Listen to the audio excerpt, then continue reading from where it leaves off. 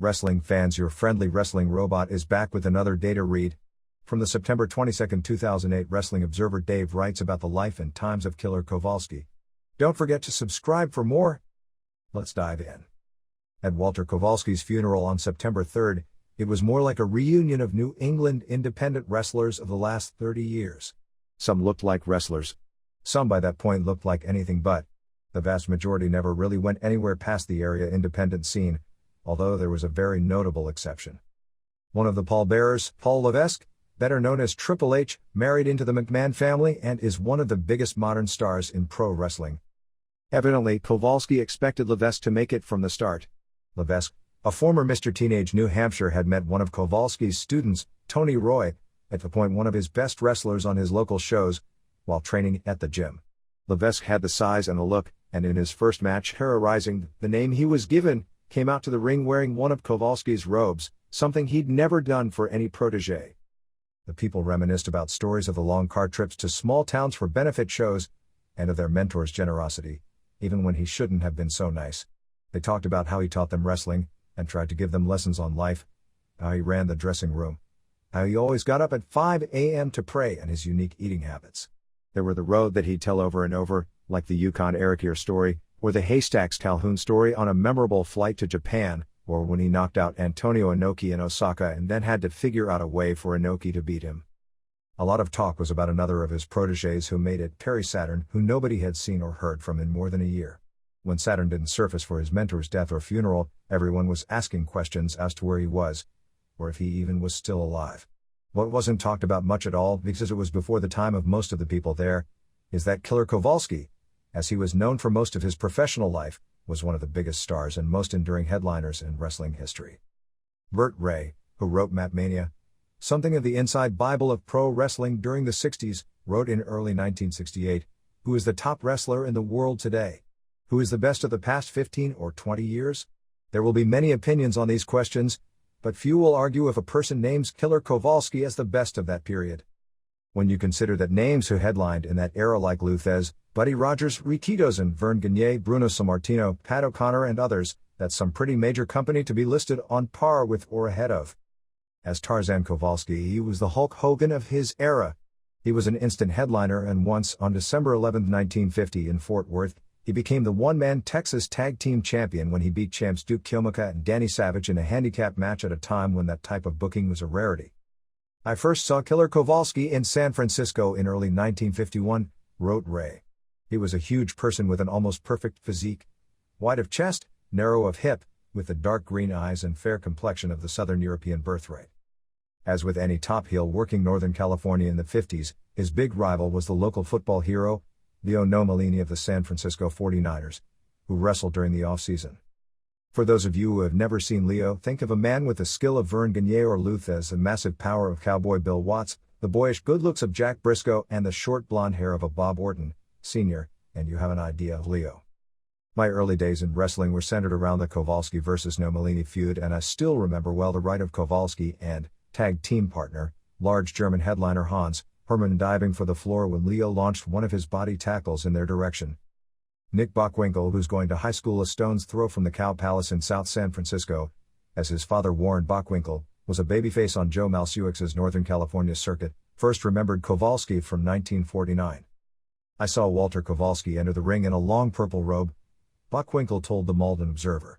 "And when he took it off and he turned to the audience, he lifted up his arms and roared. It was the most magnificent sight I had ever seen." Keep in mind that in those days, when major sports athletes were told not to lift weights, you didn't see pro athletes of that size. Wrestling had Sky High Lee, who was taller, but he wasn't very athletic. Don Leo Jonathan, arguably the most agile big man ever, came a few years later. A guy Kowalski's size could have played center in the NBA, and the biggest lineman in the NFL, Eugene Big Daddy Lipscomb, who later became one of his pro wrestling rivals, was about the same size. But that version of Kowalski was long gone on February 22, 1960, the night Kowalski first wrestled his most famous rival, Bruno Sammartino, in Madison Square Garden, replaced by a slimmer, but better conditioned version. It was still the era of Argentina Rocca, so Kowalski vs. Sammartino, going to a no contest in 1638, was second from the top underneath a Rocca and Miguel Perez win over the Fabulous Fargos, going under the names Wildman Jackie Fargo and Wildman Don Stevens, before a near sellout of 18,896 fans. There was actually an advertised Sammartino vs. Kowalski match at Madison Square Garden on January 2, 1960, but Bull Curry subbed for Kowalski, underneath a sellout drawn by Rocca vs. Amazing Zuma. "I loved wrestling the man," said Sammartino, who noted that while he doesn't know for sure because there are no such things as complete records, he figured that he may have wrestled Kowalski more times than any other opponent during his career. "He kept such a fast pace, so after wrestling him, I felt great. I felt in my heart if I can endure 60 minutes with Walter, there wasn't anybody I couldn't go with." While Sammartino had great respect for how Kowalski lived his life, training harder and eating right, the two virtually never socialized until after Kowalski had retired, because that's how both were taught the business. But this was the second version of Kowalski, the man who turned against the T-bone steaks and barbell plates that made him such a big attraction in the first incarnation of his career. There are a number of things that happened that may have played a part in it. One was that after Roger Bannister ran the first 4 o'clock miles on May 6, 1954, Kowalski found out that Bannister was a vegetarian. "That really impressed me," Kowalski later said. "From that time on, nothing that walked, crawled, swam, flew or slithered have I eaten." He claimed he only lapsed twice. The first time was 6 weeks after, due to a loss of willpower. The other was during the 60s, when a chef at a diner who was a big fan made him an elaborate meal with bacon and ham when he ordered a mushroom omelet, and rather than offend him, he ate it. "It was a labor of love," Kowalski said about the chef who made him the meal. "So I put it in my mouth and I clapped my hands. I hollered, 'Fantastic!' And boy was he pleased." He bowed. The waitress beamed. "For me to refuse, that would have been worse than what little harm the meat did to me." There may have been other occasions. Kowalski was fond of all-you-can-eat buffets, looking for them while on the road, and it was his regular Sunday routine while home. One person remarked to me they were at a place and Kowalski didn't know what he had put on his plate, and that he told Kowalski that it was a meat dish. Kowalski thanked him for telling him, and he didn't eat it. He became intrigued and read up on the subject, and believed that meat hurt your stamina. Up to that time he had been an avid weightlifter, starting as a teenager to build himself up for high school swimming and getting so good at it that the wrestling people recruited him. But he believed lifting weights made you slow and stiff, and stopped cold turkey, concentrating on endless push-ups, squats and the old standby, jumping jacks, an exercise which has gone out of favor. But the training must have worked, since Kowalski had the reputation as the best-conditioned big man in the industry, and was a guy never caught out of breath in a match no matter how fast a pace he worked and how long the match went. There were those who were critical of his ring style, believing he sometimes worked too fast for the people to react to everything that he did, while a lot of babyfaces didn't enjoy working with him because it surely was not like a night off. He also went through a spiritual crisis in his life the next year, and at one point went on a religious fast for so long and lost so much weight that he almost died. "I was afraid he was going to die," said Don Leo Jonathan, one of his closest friends in the business, in an interview with Slam Wrestling. "He was down to around 150 pounds. Just a skeleton. Hans Hermann went over to see him. He said he was laying on his couch and he was living on juice, grape juice or something. He was going to try and live on air. Somebody told him he could do it, and he went to the limit. Man, I'm telling you, he looked like he just came out of Dachau. He must have apparently decided to retire as a wrestler, because on February 4, 1955, he did a world title versus career match with Thez that drew 14,000 fans in St. Louis. Since Sam Mushnick wasn't one for doing fake stipulations and Kowalski did leave wrestling 5 weeks later, there must have been a feeling he was serious. At the time of his crisis, he held the World Heavyweight title for Eddie Quinn's Montreal-based promotion. He gave Quinn his notice and on March 9, 1955, dropped the title to Pat O'Connor in losing via DQ. He did a rematch a week later where O'Connor beat him, and then disappeared. He ended up joining a religious group called the Church of I Am, based on Denver. But he was rejected in trying to become a priest. "They said I asked too many questions," Kowalski told his friend Donnie Label. But the church became the biggest thing in his life, and every year he'd donate 20% of his wrestling earnings, which ended up, besides his having a soft touch, as one of the reasons after the decades of main events, he ended up in bad shape financially. In that religion, the color purple in a flame, called the flame of violet, represented the light of God in each person. Because of that, Kowalski usually wore purple trunks or would have trunks with violet lightning bolts. He claimed dropping meat improved his stamina and even credited it with improved mental focus. "One thing I noticed was clear thinking," he said. "The meat puts something in the brain that retards mental development. I noticed I became more spiritual." But whether it was religion or his health fanaticism, some of it worked against him later. He would have been someone I greatly respected and would have gotten along with, said Sammartino. But in those days, we had kayfabe and could never be seen together. People would make stuff up anyway, like they saw me socializing with someone I was wrestling. But it never happened. He didn't smoke. I didn't smoke. I never took a pain pill, or even an aspirin. Neither did he. He didn't drink or eat red meat. I did eat red meat and may have had a glass of wine with dinner or a few beers after a match. But one difference, Sammartino noted, is Kovelsky didn't believe in modern medicine, believing, like red meat, it was poison. With all his ring injuries during his career, he refused to ever see a doctor. It led to painful arthritis as he got older due to all his untreated ring injuries. In recent years, the once towering man had shrunk greatly. The last time I saw him, when I went to Boston, I really wish I hadn't, said Sammartino. They used to say he was 6'6" or 6'7", and I think that was pretty legitimate. Kowalski, in an interview with me in the 80s, said he was legitimately 6'6" during his career but had shrunk at that point to 6'5". I was measured by the State Athletic Commission doctors when I wrestled and I was 6 foot, but now I'm a shade under 5'11". When I saw him, I was taller than he was. It bothered me for days. I talked to Dominic Benucci and told him. Label remembered when John Studd, who Kowalski trained in the early 70s and considered like a son, was working a show for him while battling cancer, and had all this medicine on him. Kowalski blamed the steroids Studd took for him getting the cancer, which shortly thereafter took his life, but was just as mad about the medicine he was being prescribed to battle the cancer. Poison, Walter would say. It's all poison. Kowalski, citing health reasons, also refused to blade, which was a rarity among headliners of his era, although he was not alone, as others like Thez and Jack Briscoe had the same philosophy at the time. Thez felt more that it was a cheap gimmick and that a real pro didn't need it to get the crowd to respond. Kowalski wouldn't allow anyone to use the blade on shows he promoted years later. The second stage of Kowalski's wrestling career started when he returned to the ring in December 1955, for good, after they wouldn't let him into the priesthood.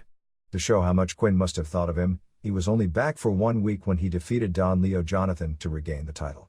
He was also back in St. Louis by January.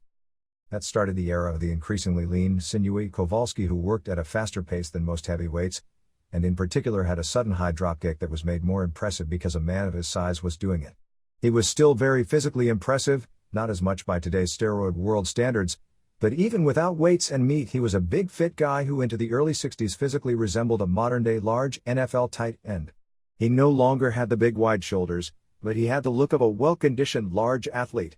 It wasn't until he was in his early 40s that the body started looking less impressive, and probably started his career's downward slide, although at no point was he considered anything less than a main eventer or a major star. While well respected by the most of the top wrestlers, a lot of babyfaces didn't like working with him. If you weren't in good shape, he'd work so fast he'd blow you up. If you were too tired for a comeback, he wouldn't respect you enough to give you much of one. When he came back, he worked mostly major cities. New York, St. Louis, Montreal, Boston, and Toronto were his favorites, and doing some dates in between in smaller cities near the major markets. He owned his own small airplane and had a pilot's license, allowing him to travel more extensively while still remaining larger a loner. He worked mostly on top with the biggest names in the business in 1956 and 1957. O'Connor, his most frequent opponent in the United States, NWA champion Thez, Montreal legend Yvonne Rogers, who would be the heel when the country's two top heels would square off, Wilbur Snyder, Rocca, Canada's most popular wrestler Whipper Billy Watson, Bobby Manigault, acrobatic Edward Carpentier, fellow giant Don Leo Jonathan, early NFL legend Bronco Nagurski, Gene Kiniski, and Vern Gagne. On July 17, 1957, when he beat Kiniski to win the Montreal World title for the 8th time via countout, the show was held outdoors at a baseball stadium and drew 21,851 fans. Montreal, his career favorite city, was also the site of the match that made Killer Kowalski. He faced Yukon Eric. The two had wrestled several times before around North America, and it was a natural matchup. Kowalski as a huge heel and Eric Holmbeck, as a 280-pound babyface with the gimmick of being the strongest man in the world. The matches were hardly classics, as Eric was very limited in what he could do, but the powerful lumberjack gimmick and the strongman spots made him a draw. They first crossed paths in 1949, and headlined in Montreal for an early 1950 match. They had wrestled each other a few more times in Canada, as well as Boston before their famous match. It was October 15, 1952, at the Montreal Forum. Kowalski's version of the story is that he tied Eric's legs up in the ropes and prepared to give him a knee drop off the top rope to the chest. Eric rolled out of the way, but Kowalski's shin bone hit Eric's heavily cauliflowered ear and sliced it off. Blood was squirting out of his ear. There are reports there was so much blood squirting out it was getting on the ringsiders. Kowalski said a towel was quickly brought out and put over Eric's ear and it was drenched red in seconds. In Kowalski's version of the story, 2 days later when he went to the promotions offices at the Forum to get his weekly paycheck, promoter Eddie Quinn asked him if he'd gone to the hospital to see Eric, which was a block away. Kowalski said he hadn't, but Quinn told him it would be a good idea to apologize to him. It was more likely the next day, because the story was well known and definitely happened. But on October 17, 1952, Kowalski wrestled Vic Christie in St. Louis. It was likely Quinn setting up an angle, and not even letting Kowalski know about it. Quinn told his assistant to make sure Kowalski went to the hospital, but when he got there, by coincidence, there was a reporter from the local newspaper as well as a crew from the biggest television station in the city. Kowalski, still not fully grasping why he was there, saw the reporters, and went to leave. The employee then screamed to the reporters, "Kowalski's out there." Kowalski never actually entered the room, looked in the room and Eric smiled at him, and he smiled back and soon both started laughing. Kowalski always claimed he looked at Eric sitting on the bed with his head all bandaged and, I swear, the first thing I thought of was Humpty Dumpty on the wall. Yukon Eric looked at me, shook his head, and smiled. I started laughing and he laughed, too. The next day in the local newspaper, there was a big story about how Ledeck Kowalski, as he was known in Montreal at the time, went to the hospital to laugh at what he had done to Yukon Eric. Kowalski himself had no idea about all this publicity as he had already flown out of town. He came back in town 6 days later for a match where he defended his title against Tarzan Sora. Amidst all the publicity during the week about what he did, a reporter called him Killer Kowalski, and fans yelled "You're a killer" at him during the match the next week. The name started to stick. When Eric returned from his injuries, he challenged Kowalski for the title in their first match since the incident took place on January 14, 1953, at the Montreal Forum. It was the first wrestling match that aired on national television in Canada. He was billed in the match as Killer Kowalski, a name he used from that point forward. The two worked grudge matches throughout North America over the next year, usually with Eric getting disqualified for going berserk in their first meeting, to set up rematches. But even with the angle, Eric wrestled Kowalski the first year, when the feud was the hottest, no more than the big four babyfaces in wrestling at the time who toured North America, Gagne, Thez, O'Connor and Watson. By 1957, he was traveling less, and seemed to base his operations in Quebec and upstate New York, while still appearing in places like Boston, St. Louis and Minneapolis for big shows, and eventually Madison Square Garden by the end of the year. By 1958 he moved his base to Philadelphia, working the New York territory for the first few months of the year before returning to Montreal as his base in the spring. He held the world title in Montreal all year, since the Kinniski win at the baseball stadium, and then won the Boston version of the world title from Carpentier. His big rival that year in both circuits was O'Connor, who he faced over and over in title defenses, with lots of draws and DQ endings as well as Kowalski wins throughout the year. His reputation grew from an incident on a June 2, 1958, Boston title defense against O'Connor with Jack Dempsey, the boxing legend, as referee. Kowalski accidentally kicked Dempsey in the wrong place when it was time for a ref bump and Dempsey was hospitalized that night. Since Dempsey was a sports icon, that got some national attention and served to enhance Kowalski's reputation, since by this point the knee drop of the year in so many circles had turned into the legend of his biting off Eric's ear. He remained champion on both circuits, going back and forth in 1959, including picking up a new major rival in Pepper Gomez. Years before it became one of the most famous angles in wrestling history when Gomez worked with Ray Stevens in San Francisco. Kowalski did the same thing in both Boston and Montreal. The gimmick was that Gomez had a cast iron stomach that nothing could hurt. In every match, the heels would throw haymaker punches while Gomez, a former high-level competition bodybuilder, would flex his abs and laugh. Even though Gomez was about a foot shorter than Kowalski, the gimmick that sold him as a challenger is that Kowalski's main finisher with the stomach claw, and in television angles Kowalski would put the claw on Gomez, and it would have no effect. Then Kowalski hit him with a baseball bat in the stomach, and again Gomez no-sold it. It resulted in a challenge where a ladder would be brought in and wrestlers would jump off the ladder with knee drops to the stomach. But the wrestlers would jump midway up on the ladder. Finally, in this case Kowalski, like Stevens, came off the top of the ladder, but with a knee drop to the throat, and Gomez started coughing up blood. In Boston, where it aired on WBZ-TV, viewers freaked out so much that the police were called and came down to the studio before being told it was just part of the act. The first match back sold out Boston Gardens well ahead of time. He traded the Montreal title that year with Rogers, had another short New York run in late 1959 and early 1960, but mostly worked Boston, Montreal and Chicago with main opponents Gomez, Johnny Valentine, Thez, Big Daddy Lipscomb, Sammartino Carpentier, Haystacks Calhoun Neff Maeva, pronounced Maeva, the first major Samoan star in U.S. pro wrestling, and Bearcat Wright. In October he moved his base of operations to working for Jim Barnett in cities like Detroit, Milwaukee, Cincinnati, and in Indianapolis. He played off the Gomez angle there as well, and also was put back together with Yukon Eric, and eventually feuded with Dick the Bruiser, the circuit's biggest star.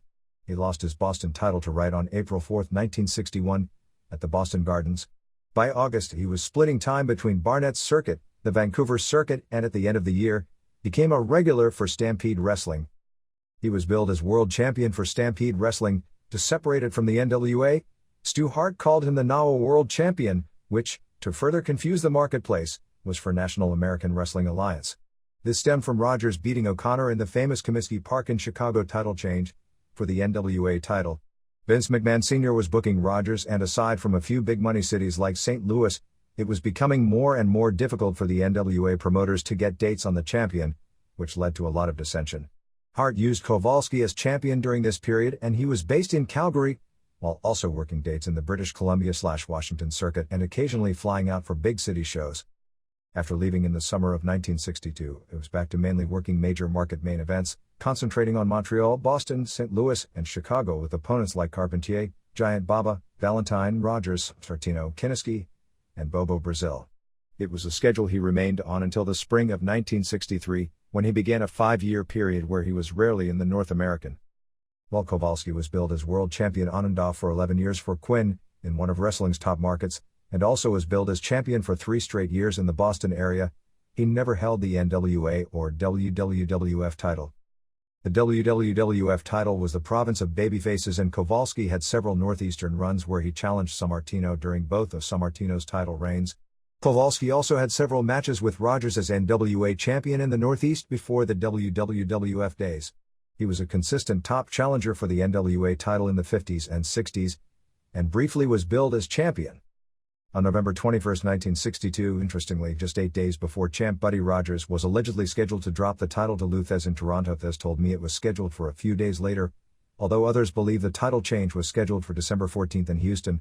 Rogers defended the NWA title against EVA champion Kowalski in Montreal in a match that was most likely scheduled to end up as a draw. But early in the match, Kowalski dropkicked Rogers, who took a bump to the floor, and in doing so, broke his ankle. Rogers got back in the ring and submitted the first fall in a 2 of 3 fall match, but couldn't answer the bell for the second fall. Since there was no authorization for a title switch, Kowalski wasn't given the NWA title, even though that ruling made absolutely no sense from a logic standpoint. But with Rogers out for a few weeks, Kowalski took over several of his title defense dates, which he wasn't thrilled at the time as doing. Kowalski said later that he did believe Rogers was really injured, but couldn't say he was sure about it. The NWA was clearly skeptical, since it was the second time they had tried to book the Thez-Rogers title change where Rogers came up with an injury right before the title change, although nobody questioned the first time it happened with the incident where Rogers got a broken hand when Bill Miller slammed a door on Rogers, as he tried to escape from a roughing up from Carl Gotch in Columbus, Ohio a few months earlier. He was billed in a few cities during that period as world heavyweight champion. He did a heavily publicized Houston date with Thez on December 14, 1962 with Kowalski, billed as the NWA champion, doing a 90-0 draw. He was billed as the NWA title claimant on January 4, 1963, in St. Louis, when he took a booking scheduled originally for Rogers versus Johnny Valentine, by beating Valentine. 2 weeks later they had a rematch as a Texas death match, won by Valentine. It was unusual for Sam Mushnick to do back-to-back features like that, said Larry Matuzik. But obviously there were political reasons. Sam loved him, felt he was honorable, intelligent, a man of his word and never a problem. It bothered Sam that he was billed as Walter in most places and not by what Sam said was his real name, Ledeck. Typical Sam, but he loved the name Killer Kowalski. Valentine and Kowalski had already started a program in November in the city, so Valentine was the logical contender if Kowalski would come in, and Kowalski, as the claimant while Rogers was out of action, couldn't lose to Valentine. But Valentine, the bigger star in St. Louis, was the logical guy to put over at the end of the program. In those days, St. Louis wouldn't book a Texas death match as a world title match. Rogers had started back on the road before the death match on January 18, 1963, but Kowalski still went into the match billed as world title claimant. When Rogers came back on January 16, 1963, he came to Montreal and they did a title versus title rematch, this time doing the draw they were supposed to do the first time. Finally, to make things nice and clean, on January 21, 1963, in Madison Square Garden, Rogers beat Kowalski in 1814 to settle the dispute over who was the rightful NWA champion before 11,968 fans. 3 days later, Thesz finally beat Rogers in the famed hard way or easy way match in Toronto that, because Vince McMahon Sr. refused to recognize Thesz as champion, was historical in terms of leading to the creation of the Worldwide Wrestling Federation. There is a match on YouTube from February 22, 1963, from the amphitheater in Chicago, where Kowalski, working as a babyface, wrestled Rogers in a 2-of-3 fall match. Both were billed as world title claimants, even though Kowalski had lost his Montreal title a few weeks earlier to Carpentier, and Rogers had lost the NWA title to Thesz, but was still being recognized as champion by McMahon Sr. It's an interesting look at two of the two stars of the era, with Rogers having complete command of the audience, while Kowalski did his relentless work of body part style. Rogers won the match, and may have been slightly out of it given how in his post-match interview, he was botching up all his catchphrases. The Haystacks Calhoun story was in March of 1963. Kowalski was brought in for 2 months for his Japanese debut as the top foreign star of the 5th Annual World League Tournament, which ended up being a historical tournament because it was the return of Giant Baba after a 20-month tour of the United States, where Baba had been a major star. Baba had several main events with Kowalski, that Kowalski had won, that were heavily publicized in Japan. Kowalski's role was unique. He was both supposed to beat Baba, since they were building the big match on the tour as Rikidozan versus Kowalski in the World League Final. But at the same time, he was supposed to make Baba, who Rikidozan has chosen as the guy who would eventually replace him as the country's biggest star. The wrestlers in the World League: Kowalski, Calhoun, O'Connor, Fred Atkins, Cowboy Bob Ellis, Shandor Sabo, Gino Marella, Gorilla Monsoon, and Frank Townsend all met in Los Angeles at the airport. In those days, planes had to stop in Honolulu to refuel before leaving for Narita Airport. Somewhere between Honolulu and Tokyo, he saw two wrestlers holding a blanket covering up the entranceway. Behind it was Calhoun taking a shit. At around 500 pounds, Calhoun was far too big to get into the small airplane bathroom. One version of the story, told by wrestlers for years although not by Kowalski, is that one of the wrestlers spiked Calhoun's drink with X-Lax. But it smelled so bad one of the wrestlers holding a blanket dropped it and ran off, and there was Calhoun nude, standing in a mailbag. The smell was so bad people were running to the other side of the plane. It got worse during the tour, as the wrestlers were booked in hotels with Japanese toilets, which were ground level, and Calhoun couldn't squat low enough, so he was going to the bathroom on the floor, which stunk up the hotel and rooms near Calhoun's. Finally the wrestlers spoke up and demanded to be booked in hotels that had Western toilets, and the first night Calhoun sat down and crushed the toilet, and the guys had to pick pieces of porcelain out of his ass. Baba and Kowalski had 4 matches on the tour.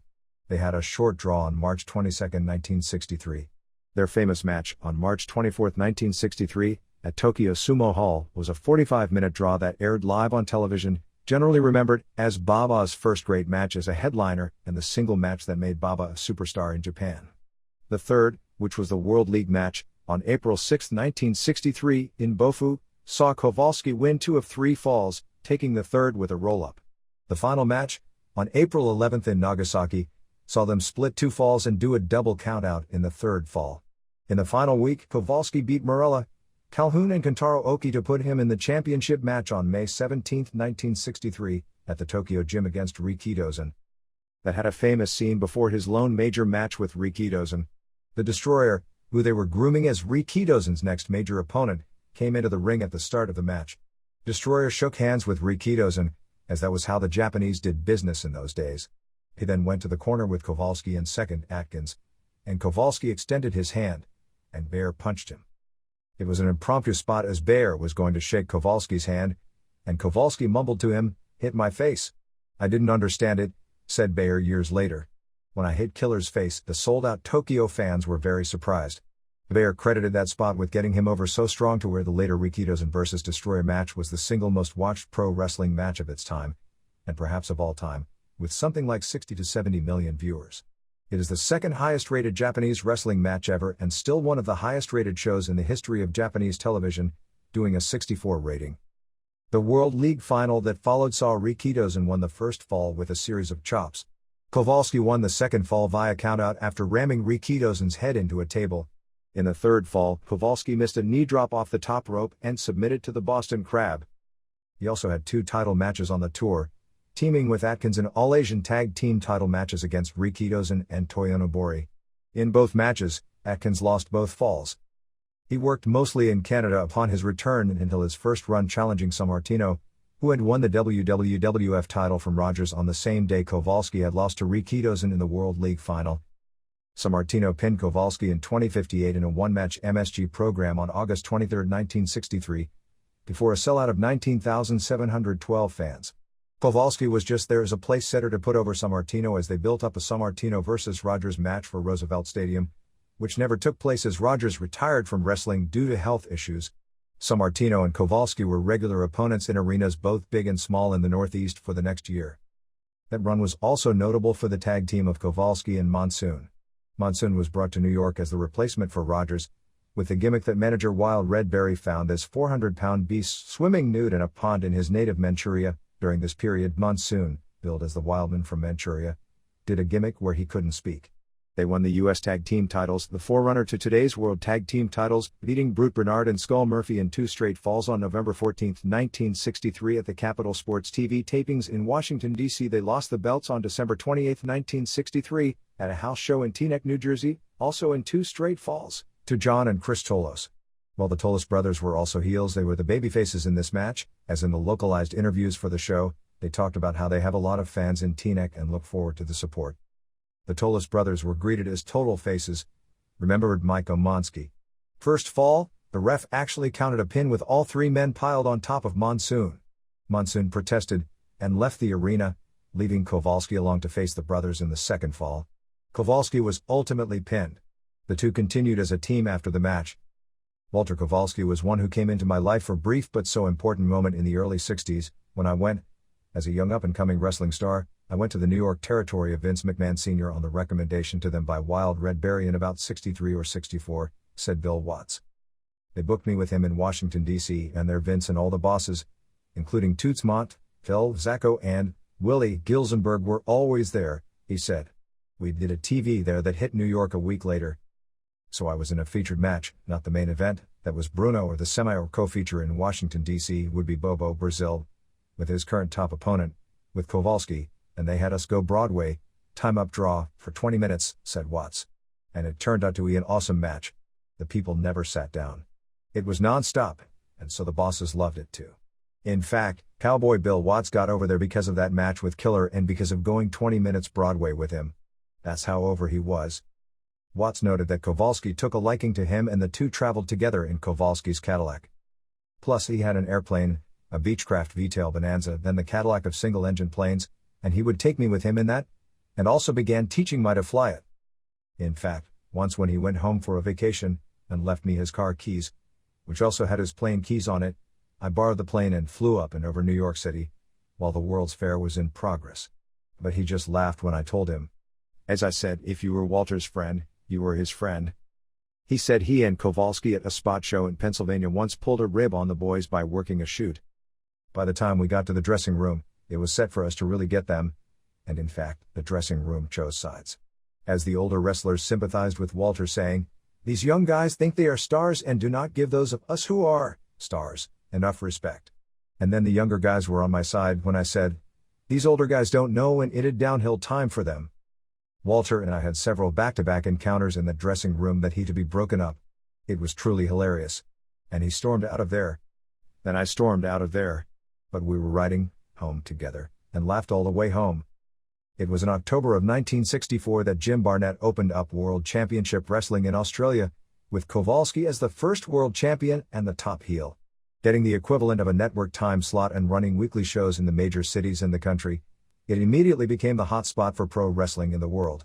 The wrestlers lived in 4- and 5-star hotels, flew from coast to coast, were treated as major celebrities and were paid better than anywhere else at the time. To understand the significance of this and where Kowalski stood in wrestling at the time, in a business with probably 36 or so full-time territories, each with its own set of main event heels, Barnett was offering more money, more exposure and better amenities and lifestyle than could be had anywhere in pro wrestling at that point in time. He could have picked any top heel at the time to build around, with the exception of probably the Sheik and Dick the Bruiser, who owned their own territories and couldn't go on a long tour, and Fritz von Erich, who didn't want to travel with 3 young sons, and he picked Kowalski. For the first 4 years of the promotion, Kowalski went back and forth from Australia during that period, was the top heel. Perhaps even more importantly, he was the go-to guy whenever Barnett wanted to make a new top babyface. The 3 men generally considered the biggest stars in the history of Australian territorial wrestling, Dominic DeNucci, Firos Arion, and Mario Milano, all were made when they beat Kowalski for the world title. Besides those 3, he had major singles feuds over the next several years with Sammartino, Tex McKenzie Gomez, Billy White Wolf, O'Connor, Eric Froelich, Toru Tanaka, Mark Lewin, Hercules Cortez, Flying Fred Curry, Cowboy Bob Ellis, Bearcat Wright and many others. While this can't be proven since records don't exist, he most likely headlined more shows and drew more fans as a heel than anyone during what was the golden age of wrestling in that country. His first role was to make DeNucci into the promotion's top star by dropping the title to him on November 7, 1964, in Melbourne. He ended up staying for 11 months. Early on, Kowalski was doing a squash match on television and left the ring, where an old man was shaking his cane at him. Kowalski, thinking the man was part of Barnett's entourage, grabbed the cane and broke it in half. Barnett was furious and Kowalski felt so bad that not only did he get the man tickets to upcoming shows, but replaced the cane with one made of silver. Perhaps the most famous thing culturally came a few years later with his May 1967 appearance on The Don Lane Show, who was the country's counterpart to Johnny Carson, or Jay Leno today, only much bigger. Barnett somehow was able to get Lane to work a big angle to put Kowalski over. The angle started with Lane insisting Kowalski put the stomach claw, his finisher, on him. Lane sold it big as Kowalski played the role of a guy there to have fun on a talk show, who put the move on and suddenly lost it. The staff had to pull the crazed Kowalski off Lane, who was carried out on a stretcher, and they had a substitute host finish the show. It was so big the story got front-page headlines in the newspapers the next day, with the Daily Mirror cover reading, "Killer Mauls Lane." This led to Kowalski beating White Wolf for the title and having his longest run as champion. He got a television commercial endorsement for Sutton Motors in Sydney. In the commercial, Kowalski noted that he breaks arms for a living, but said that he hadn't had much work lately because the deals at Sutton Motors were so good that nobody needed their arm twisted. Even though the commercial was hilarious, it didn't negatively affect his heel heat. That was part of the unique reaction he got in the country. He was the top heel, but because he seemed to love the country and was always nice and polite to fans outside the ring, and his religious beliefs and vegetarian habits were well known because he was there for so long, people booed him, but deep down liked him. While his death did not get the media attention in Australia a lot of people would have expected, largely because his heyday was 40 years ago, he was pretty close to a household name in the culture during the 60s. From the Don Lane Show angle and TV commercials, as it was a name well known even if you weren't a wrestling fan. He did an offshoot on the Gomez angle. This time they did a television challenge where Gomez allowed Kowalski to put the claw on his cast iron stomach. The challenge was a certain time limit Kowalski had to make Gomez submit. When it was clear Gomez wasn't going to submit, Kowalski released the claw and attacked him, ending with a knee to the throat from the top rope. 3 years later, he did the exact same angle with Reggie Parks, another bodybuilder wrestler type with muscular abs. He left Australia for Hawaii in September 1965 and stayed until January of 1966. The trip was essentially a vacation and to give him a break from Australia and freshen him up for a return. Nick Bockwinkel put the Hawaiian circuit in the 60s its best perspective. When he said that it was the best time of life, even though the money was nothing special.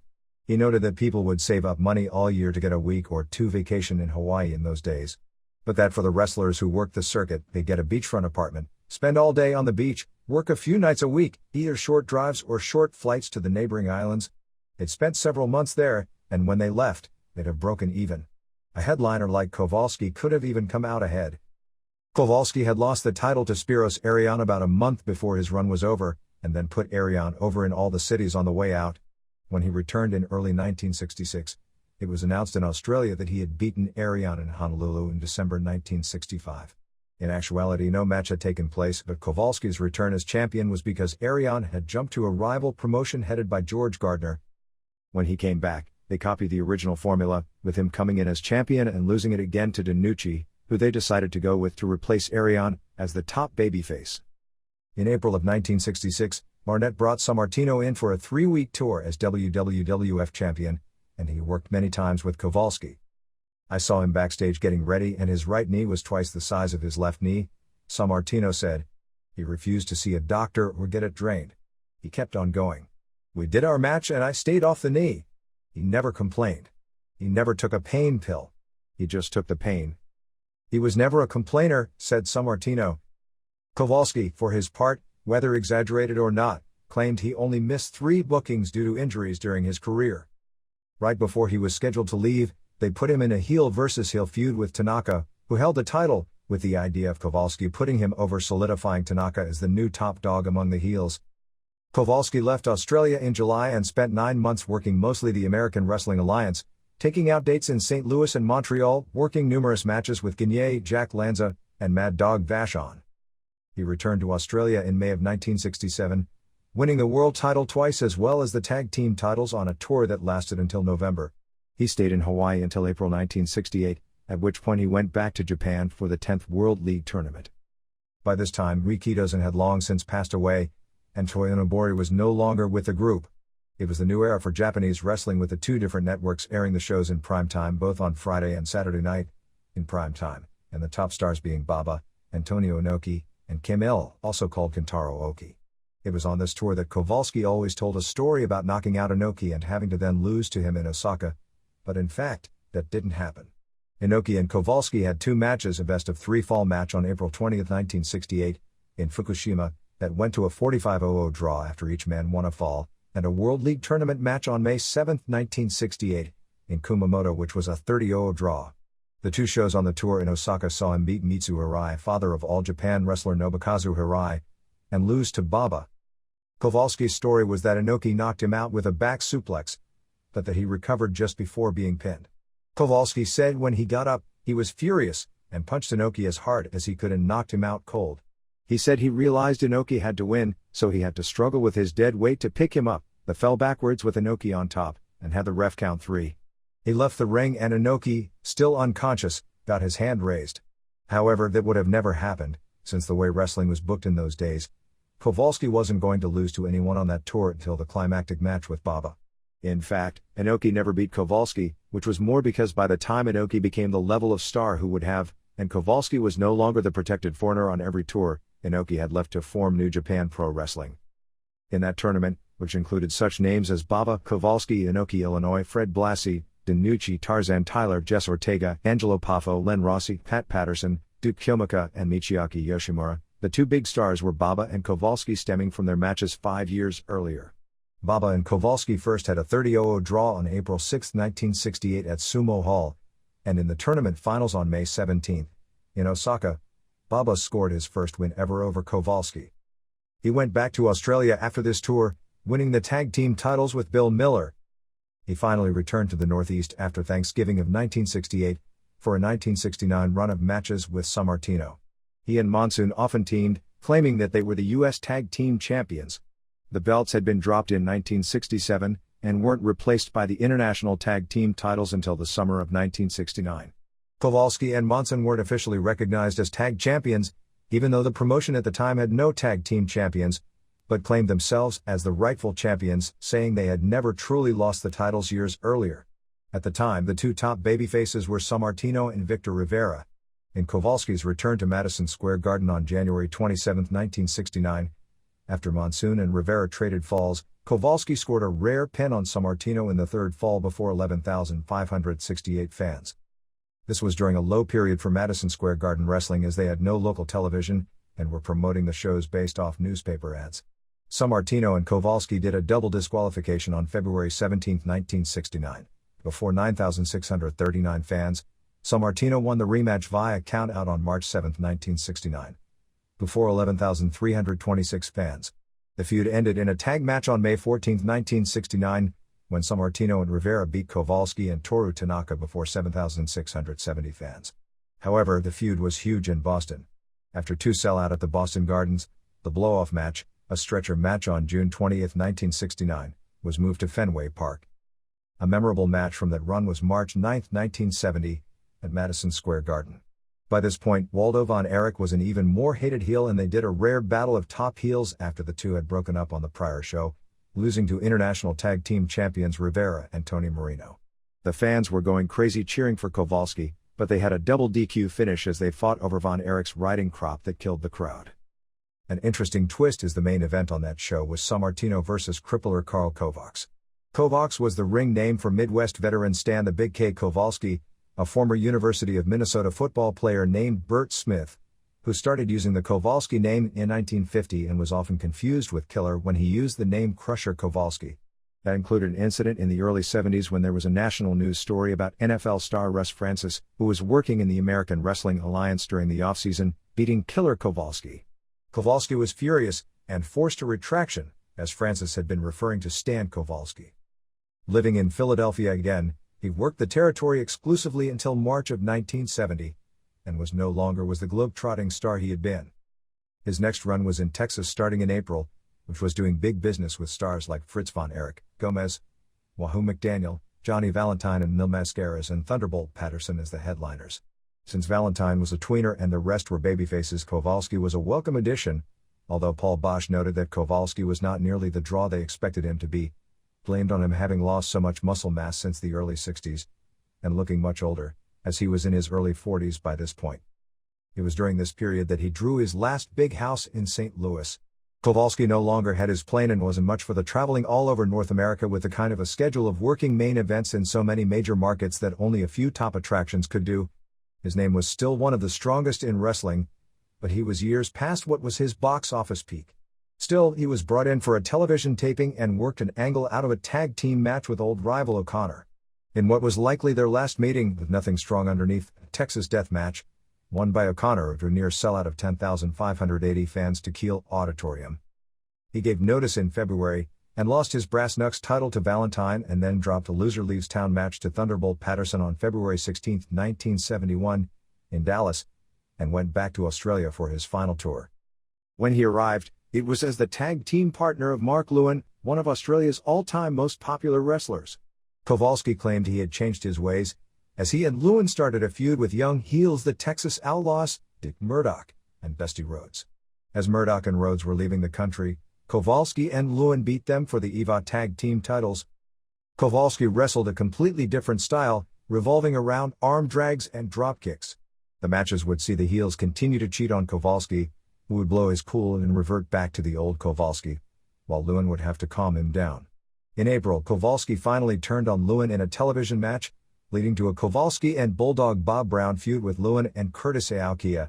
The Lewin and Aokia babyface tag team, featuring more blood than had ever been seen in the territory, led to one of the best drawing periods ever in Australia, but like in many areas that run is blamed for the downfall of the promotion, as once the fans were used to the bloodbath matches, crowds started to dwindle, and shortly after the peak, Barnett sold out and returned to the United States after acquiring the Georgia territory.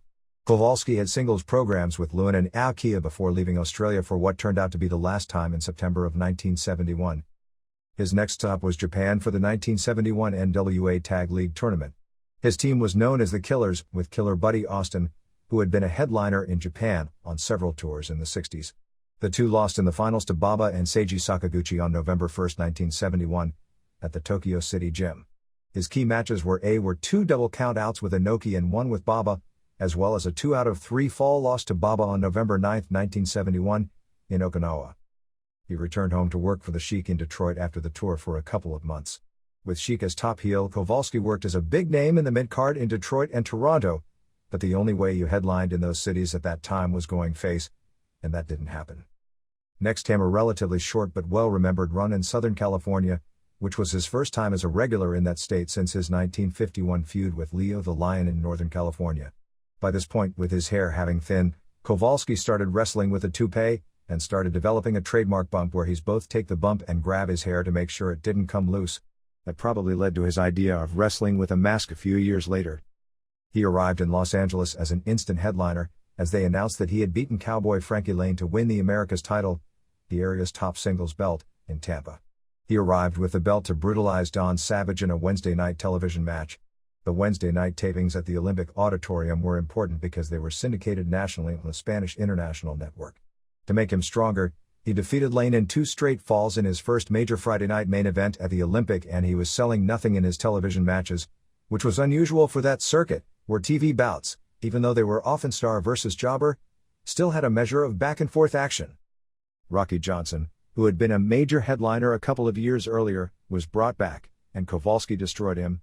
Next was Fred Blasi, the area's all-time most popular wrestler, in a live Saturday night television match on KCOP television, which ran a 90-minute show in those days that drew big ratings. Kowalski delivered a knee drop off the top rope onto his knee, and it was announced Blasi was injured and would need surgery.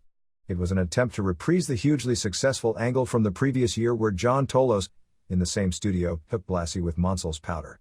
Like the year before, it was a cover reason for Blasi to have knee surgery.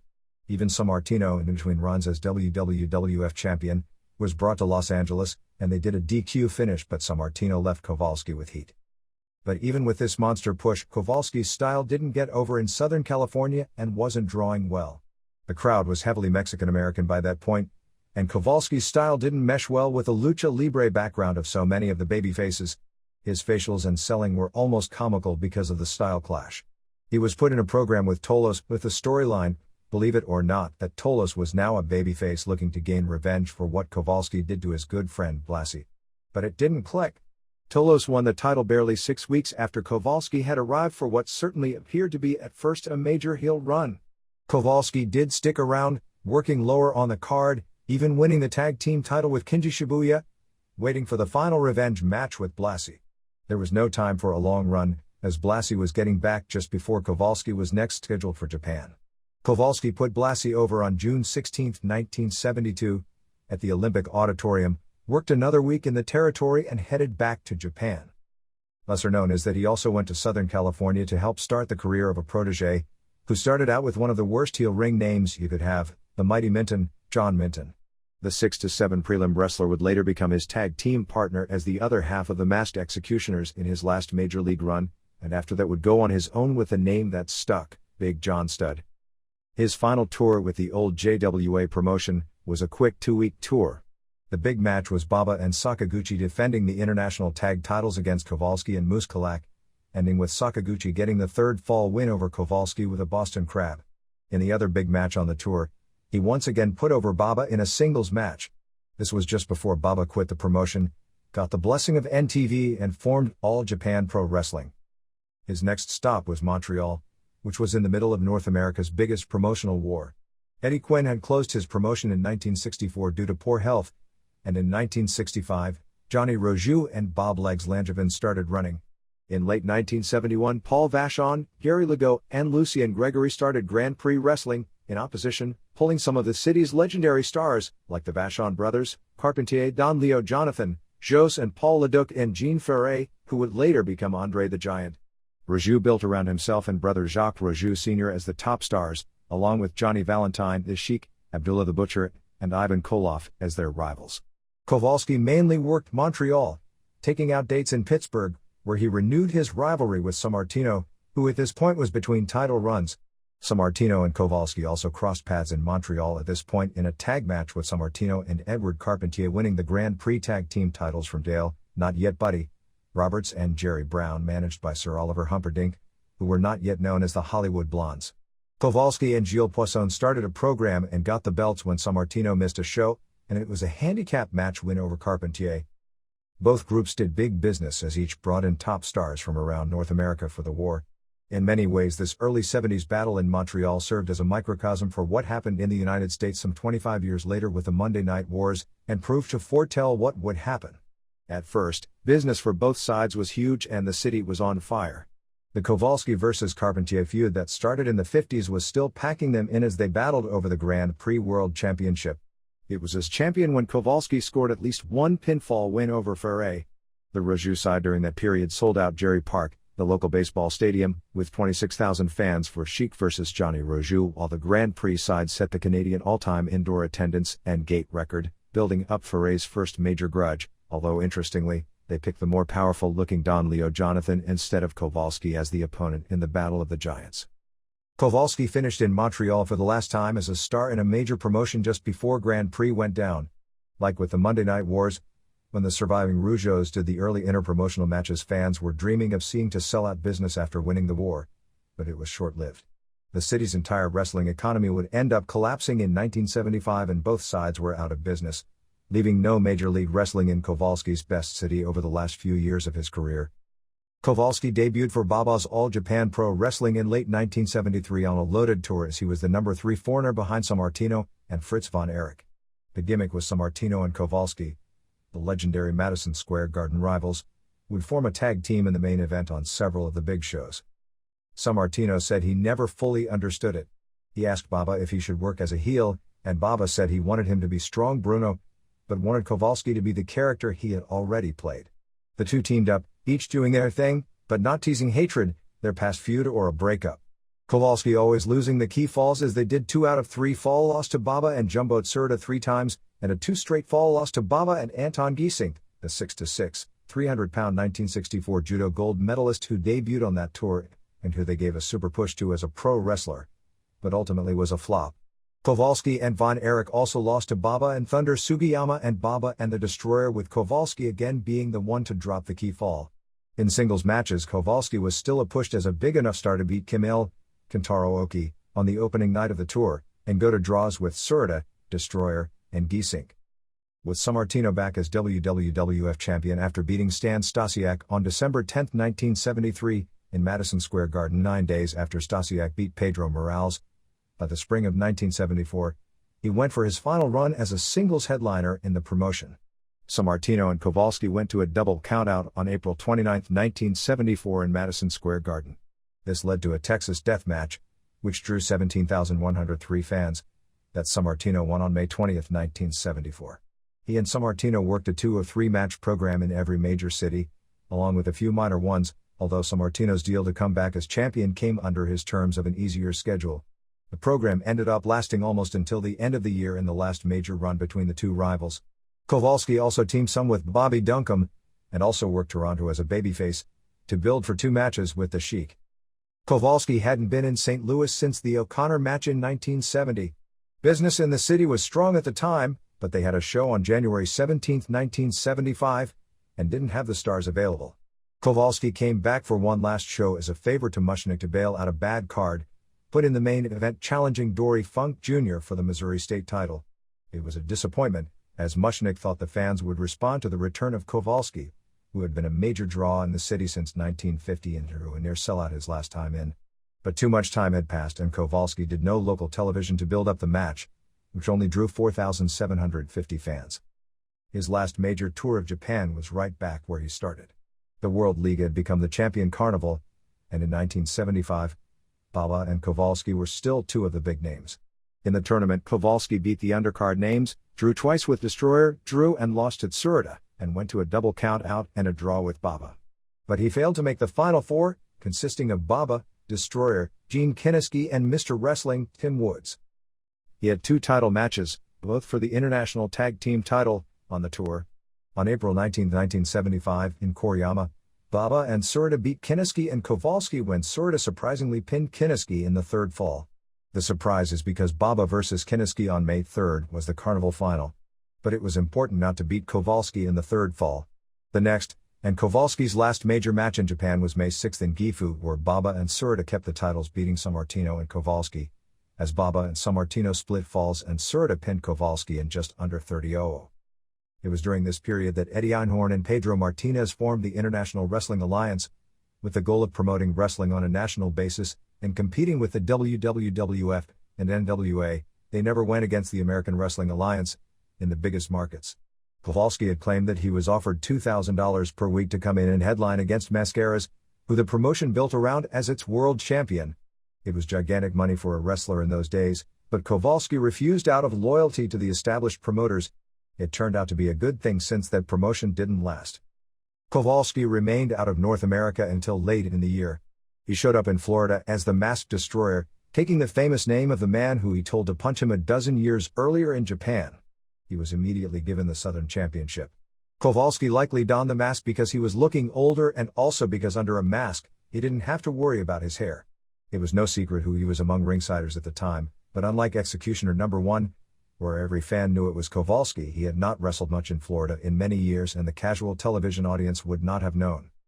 His big rival at the time was Billy Robinson, who won the Southern title from him and then beat him in a title versus masked match. While in Florida, Kowalski met Frank the Hammer Goodish, at that point a 320-pound powerlifter and ex-football player, and recommended him to Vince McMahon Sr. as an opponent for Sammartino. McMahon renamed him Bruiser Frank Brody.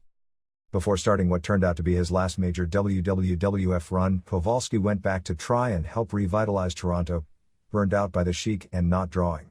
He beat Danucci twice to set up a title match with Sammartino, but that city still struggled at the gate until being built around Ric Flair a few years late.